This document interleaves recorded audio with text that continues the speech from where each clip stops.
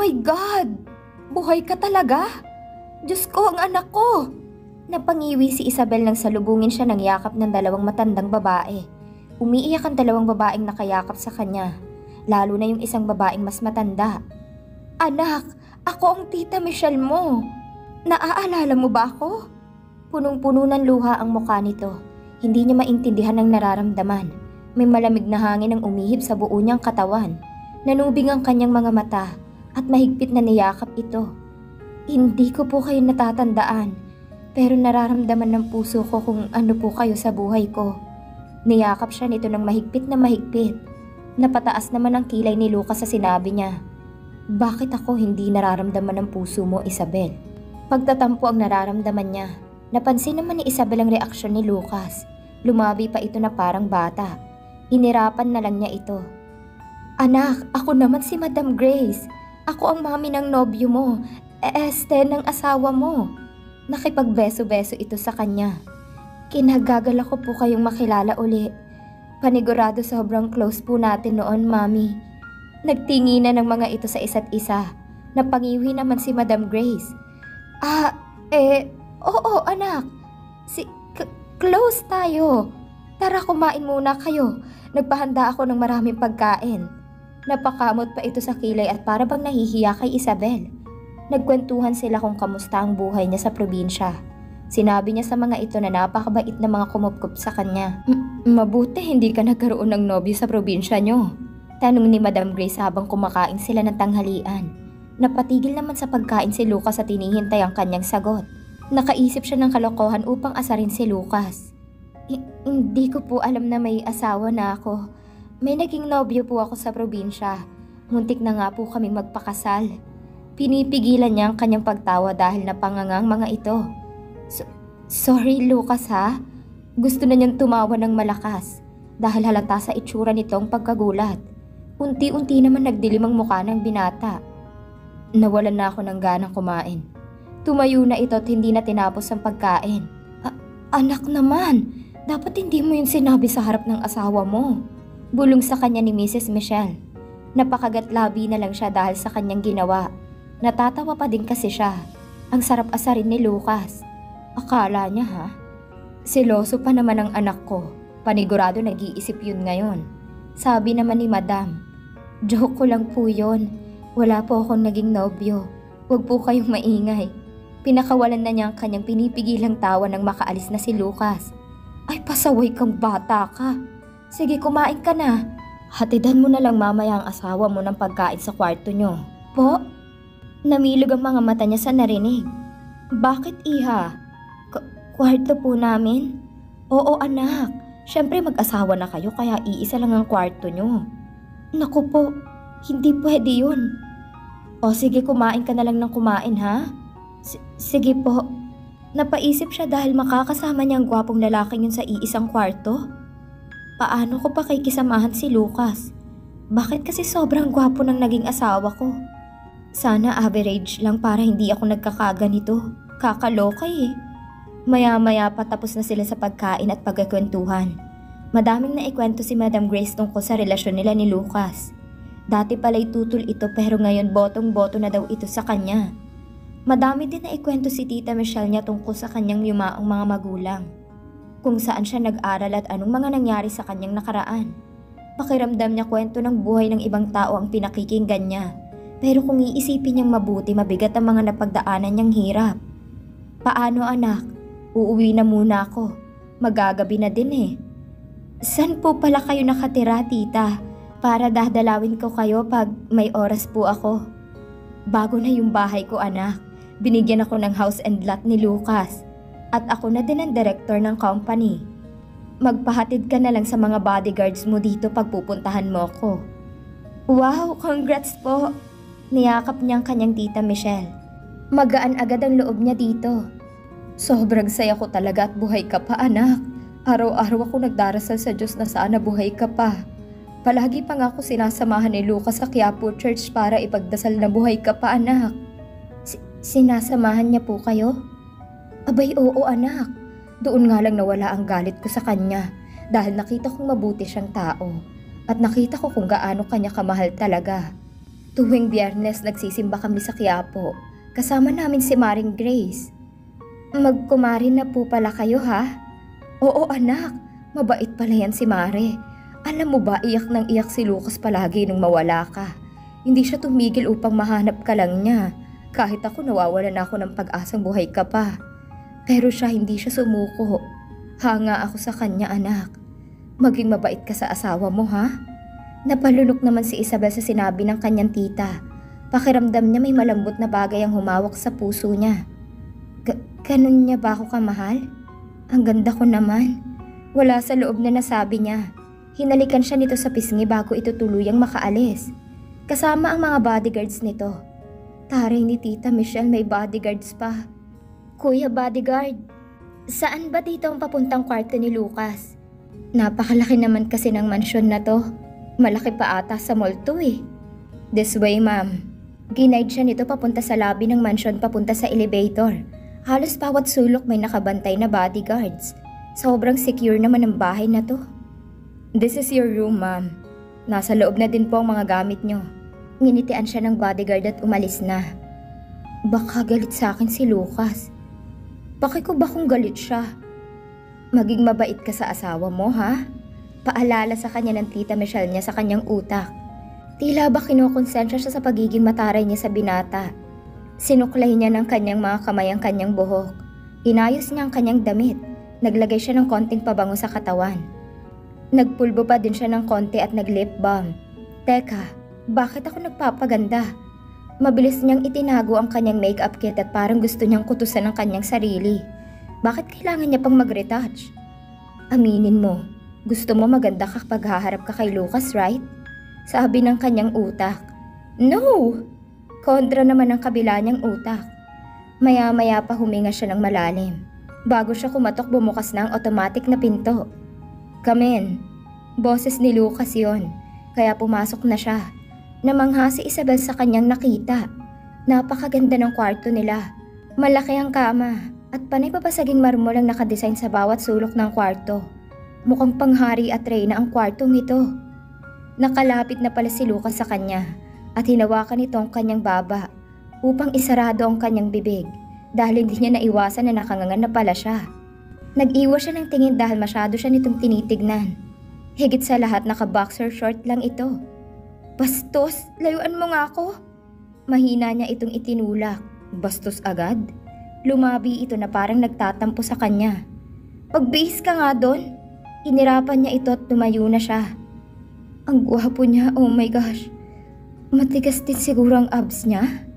Pinilig niya ang ulot, inalis sa kanyang isip ang mga nakakakilabot niyang pinag-iisip. Naglakad-lakad si Isabel upang pagmasdang mabuti ang loob ng kanilang napakagandang kwarto. Kung i-rate niya ito ng 1 to 10, 11 ang rate ng kwarto niya. Daig pang pangmayamang hotel na kwarto. Grabe, ang ganda ng kwarto ko. Masayang sabi niya habang nagpapatalbog-talbog siya sa kamang malambot. Ang galing, bouncy ang kama. Napangiti lang si Lucas habang tinitingnan siya paikot-ikot sa loob ng kanilang kwarto. Pag may nabasag ka, babayaran mo ha? Pangiinis nito sa kanya. Hindi naman ako clumsy, no? Inirapan niya ito. Iniwasan niya mapatingin muli sa abs nito. Tell me his name. Maya-maya pang sabi nito nang matahimik siya sa pagkalikot ng mga gamit sa loob ng kwarto. Ha? Sino? Hindi niya nagets ang tanong nito. Nag-t-shirt ito bago siya nilapitan. Pero naiilan pa din siya dahil naka-boxer short lamang ito. Naaaninag niya ang junior nito. Umusog siya ng konti dahil tumabi ito sa kanya. I want to know his name. Seryoso nitong sabi. Napansin niyang malungkot ang mata nito. Sino ba kasi? Nagtataka siya kung sinong tinatanong ng binata. Yung lalaking muntik mo ng pakasalan. Napalunok ito at yumuko. Napataas naman ang kilay ni Isabel dahil mukhang effective ang pangiinis niya dito kanina. Bakit mo gustong malaman? Tudyo niya, nagkibit balikat lang ito. Di nga, bakit mo gustong malaman ang pangalan ng ex-boyfriend ko sa probinsya? Mas gwapo yun sa'yo, no? Pangiinis niya palalo kay Lucas. Hindi naman ito kumibo, tumingin lang ito sa kanya. Naputol ang pagtawa ni Isabel nang mapansin niyang namumulang mata ni Lucas. Oh my gosh, sineryoso niya? It's all my fault. Mabuti na lang hindi kayo kinasal. Mababaliw siguro ako kung malaman kong nagpakasal ka na sa ibang tao. Napatulala na lang si Isabel sa sinabi ni Lucas. Bakit parang ramdam na ramdam niyang nasaktan ito sa biro niya? She can see the real pain in his eyes. Napatulala lang siya kay Lucas hanggang sa nakalabas na ito ng kwarto nila. Hala, anong nagawa ko? Sumobra ata ang biro ko. Napahawak siya sa bandang dibdib niya habang nakatulala pa din siya. Parang may munting mga paru-parong lumilipad sa kanyang puso. Paulit-ulit ang boses nito na nag-e-echo sa utak at puso niya. Napalunok siya dahil nabibingi siya sa lakas ng tibok ng puso niya.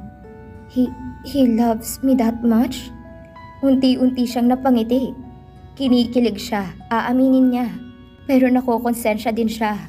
Kaya naman na makabawi siya sa pagkakatulala, hinabol niya agad si Lucas. Nakalabas na ito ng kwarto nila. Nasaan kaya yun? Hindi niya din maintindihan ang kanyang sarili kung bakit niya ito hinahabol ngayon. May pagmamadali sa kanyang paglalakad. Nakita niyo ba saan dumaan si Lucas? Tanong niya sa mga bodyguards. Tinuro ng mga itong pinakadulong kwarto. Nandoon daw ito. Naglakad-lakad pa siya nang mapatapat siya sa kwartong nakabukas ang pinto, kung saan itinuro ng mga bodyguards ang kinaroroonan ni Lucas. May naririnig siyang tunog ng gitara at parang may lalaking kumakanta. Biglang bumilis ang tibok ng kanyang puso. Lucas? Pumasok siya sa pinto ng dahan-dahan. Hindi siya napansin ni Lucas dahil abala ito sa pagtugtog ng gitara. Unti-unti naman siyang napatulala dahil sa ganda ng boses nito. I can't stop falling in love with you, Lucas. Ang bilis mong mahalin, kainis ka. Napapaiyak siya nang hindi niya maintindihan kung bakit siya naiiyak. Something inside her wants to run closer and hold Lucas in her arms. Napatulala lang si Isabel sa sobrang ganda ng boses ni Lucas. Pakiramdam niya ay inaawitan siya nito. Bagay na bagay sa boses nitong kanta ni Christian Bautista na If Ever You're in My Arms Again. Kakakilala ko pa lang sa'yo, Lucas, pero nabibihag mo na ang puso ko. O baka mahal na talaga kita noon pa man. Napapaluha si Isabel habang patuloy na pinakikinggan ang kanta ni Lucas. Para itong musika sa kanyang puso na nagpapawi ng lahat ng pag-aalinlangan niya. Nagulat ito sa kanya na bigla siyang sumulpot sa tabi nito. Ang galing mo palang kumanta. Simple siyang umupo sa tabi ni Lucas, napatigil ang pagkanta nito. Pampalipas oras lang. Nagustuhan mo ba? Niligpit nito ang gitara. Oo, maganda ang boses mo. Naistorbo ba kita? Nahihiya niyang tanong dito. Ngumiti ito sa kanya at tinapik ang ulo niya. Kahit anong oras mo bulabugin ang buhay ko, hindi ka magiging istorbo kahit kailan. Dahil gustong gusto ko kapag nasa tabi kita, Isabel. Napatulala siya sa sinabi ng binata. He leaned closer to her and kissed her forehead. Napapikit siya sa ginawa nito. Ganun ba? Cheesy mo naman. Paninira niya ng moment dahil pakiramdam niya bibigay siya sa charm nito. Ngumiti lang ito ng simple. Mukhang malungkot ito. Tinapik niya ang balikat ni Lucas. Binibiro lang kita. Wala akong naging nobyo sa probinsya. Silly. Kinurot nitong pisngi niya at ngumiti ito. Sorry? Napangiti na din siya dahil ang sarap tingnan ng ngiti ng binata. Kiss muna. Pilyo itong ngumiti. Che! Pagtataray niya dito. Napayuko siya upang itago ang ngiti niya. Natawa naman si Lucas at kinurot ang pisngi niya. Ayokong matakot ka sa akin. Ayokong isipin mong sasamantalahin ko ang pagiging asawa ko sa'yo. Hindi naman ako nagmamadali. Maghihintay ako kung kailan ka handa. Alam kong naninibago ka pa sa akin. Masasanay ka rin sa poging asawa mo. Kinindatan pa siya nito. Bakit lalong bumibilis ang puso ko? Okay, salamat. Alam ko din na hindi ka komportable kasama ako sa iisang kwarto kaya hanggat hindi mo pa ako pinapapasok sa kwarto natin sa ibang kwarto muna ako matutulog. I want to respect you. I want you to have a good night's sleep. Kahit gustong-gusto ko nang gawin ang mga dati nating ginagawa, pipigilan ko ang sarili ko. Lahat ng ito gagawin ko dahil mahal kita, Isabel. Hindi nakatulog si Isabel buong magdamag. Naiisip niya kasi ang kanyang tatlong mami. Naiisip niya din si Lucas. Ang bilis umiikot ng kanyang mundo. Nung isang araw lang nag-iisip siya kung paano siya makakatulong sa tatlong nanay niya. Pero ngayon instant bilyonaryo na ang asawa niya. Halos 3 oras lang ang tulog niya. maaga palang nag-almusal na silang dalawa ni Madam Grace. Nahihiya naman siyang itanong dito kung nasaan si Lucas. Nilakasan na lang niya ang loob upang tanungin ito. Nasaan po si Lucas? Nasaan ang anak ko? Halos sabay nilang tanong sa isa't isa. Hindi ba kayo magkasamang natulog kagabi? Napalunok siya sa tanong ni Madam. Hindi po. Sabi niya kasi sa ibang kwarto daw po muna siya matutulog. Hindi ko po alam kung saan po siya natulog kagabi. Oh, I see. Nahihiya pa siguro ang anak ko sa'yo. Maybe he's in the gym right now. Puntahan mo na lang siya mamaya. Gym po? Yeah, sa 6th floor ang gym sa bahay na to. Baka maligaw ka kaya magpasama ka sa ibang bodyguards mo. Ngumiti ito ng matamis at binigyan siya ng madaming pagkain. Tuwang-tuwa naman siya dahil mabait ito sa kanya. Alam mo ba dati hindi kita kinakausap dahil akala ko peperahan mo lang ang anak ko. Tapos ang pangit-pangit pa ng makeup mo, anak. Akala ko tuloy ginayuma mo lang ang anak ko. Natatawa pa nitong kwento. Sabi po kasi ng tita ko, nagpanggap daw po akong pangit para makapasok po ako sa trabaho. Pasensya na po kung niloko ko po ang anak nyo. Naku, hindi iha. Huwag kang mag-sorry. Blessing nga ang pagpapanggap mo dahil unti-unting bumalik ang kulay sa buhay ng anak ko. Pati ako nagising na lang ako isang araw at na-realize ko kung gaano kaimportante ang anak ko. Dahil yun lahat sa'yo, Isabel? Ganun po ba? Napangiti na lang siya kay Madam Grace. You changed my son's life. Dati panay pambababae lang ang alam niyang gawin. Natatakot nga ako baka makabuntis yung batang yan eh. Pero nung dumating ka sa buhay niya, naku, wala na sa kanyang ibang babae. Napangiti siya lalo sa kinikwento ni Madam. Nang matapos siyang kumain, nag-toothbrush muna siya at nagpalit ng damit na pang gym. Mabuti na lang meron siyang mga bagong damit sa loob ng closet niya. Binili daw yun ni Lucas para sa kanya. Pinuntahan niya si Lucas sa gym sa loob lamang ng White Mansion. Nasa loob po si boss. Pwede po kayong pumasok, ma'am. Okay, sagot niya sa receptionist ng gym. Astig naman ang bahay nila Lucas. May receptionist pa yung gym. Pagpasok niya sa loob ng gym, nakita niya ito nagbubuhat ng mabigat na bakal. Parang nag-slow motion ng paligid niya nang makita niya kung gaano ito kakisig. Ang ganda ng katawan ng asawa niya. Hindi pa patalo kay Captain America ang katawan nito. Boss, si ma'am oh. Nasara niya ang kanyang bibig nang bigla itong lumingon sa kanya. Nginitian siya ni Lucas kaya parang nataranta siya. Mag-e-exercise din ako. Pinatong muna nito saglit ang barbell nito sa gilid. Inabutan ito ng white towel ng isang maid. Pinunasan nito ang pawis sa katawan habang nakatingin sa kanya. Hindi naman niya mapigilang tingnan bawat kilos ni Lucas. She was lost in his charm.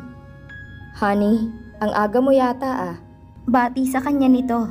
Lumapit ito sa kanya. Siya naman ay nakatulala pa din sa lalaking ito. Mahirap yan. Nakangiting wika nito. Ha? Napakunot noon naman siya sa sinabi nito. Sabi ko mahirap yan. Natutulala ka palagi sa akin. Ingat ka. Sign na yan. Nakangiti pa din na saad nito. Sign mong mukha mo. Che! Tinulak niya ito ng konti sabay talikod niya. Honey, saan ka pupunta? Sinabayan siya nitong maglakad. Mag-yoga ako.